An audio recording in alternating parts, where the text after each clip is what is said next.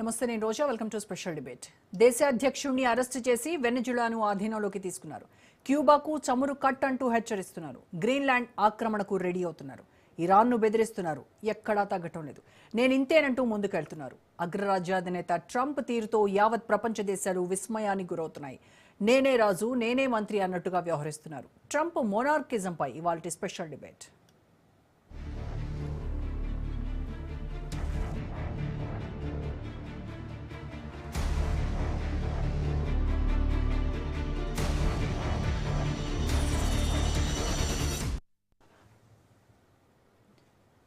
America president Donald Trump సంచలన ప్రకటన చేశారు. తనను తాను వెనెజులా యాక్టింగ్ ప్రెసిడెంట్ గా ప్రకటించుకున్నారు. ట్రూత్ సోషల్ మీడియా ఖాతాలో ఓ స్క్రీన్ షాట్ ను పోస్ట్ చేశారు. వికీపీడియా పేజీని పోలినట్టుగా ఉన్న ఎడిటెడ్ ఫోటో అందరినీ ఆశ్చర్యానికి గురిచేస్తోంది.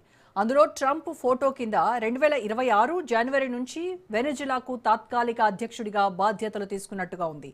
ఆ పోస్ట్ నెట్టింట వైరల్ గా మారింది. డ్రగ్స్ అక్రమ రవాణా కట్టడి అంటూ వెనెజులాపై అమెరికా మెరుపు దాడులు చేసింది. దేశ అధ్యక్షుడు నికోలస్ మదురో ఆయన భార్య సిలియాను నిర్బంధించింది.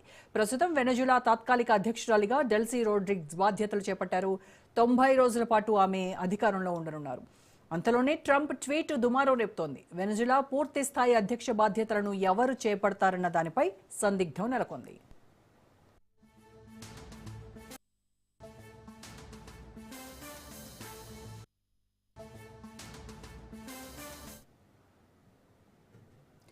ఇక ఇరాన్పై సైనిక చర్యకు అమెరికా సన్నాహాలు చేస్తున్నట్లు వార్తలు వస్తున్న వేళ ట్రంప్ కీలక వ్యాఖ్యలు చేశారు. అమెరికా బెదిరింపులతో ఇరాన్ దిగొచ్చిందని, చర్చల కోసం ఆ దేశ నాయకులు తనకు ఫోన్ చేశారని అన్నారు.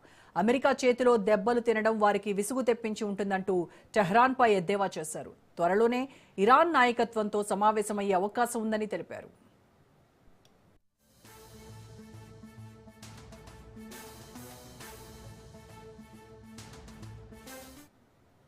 మరోవైపు క్యూబాకు స్ట్రాంగ్ వార్నింగ్ ఇచ్చారు డొనాల్డ్ ట్రంప్. అనేక సంవత్సరాలుగా చమురు కోసం వెనెజులాపై క్యూబా ఆధారపడిందని ఆయన ఆగ్రహం వ్యక్తం చేశారు.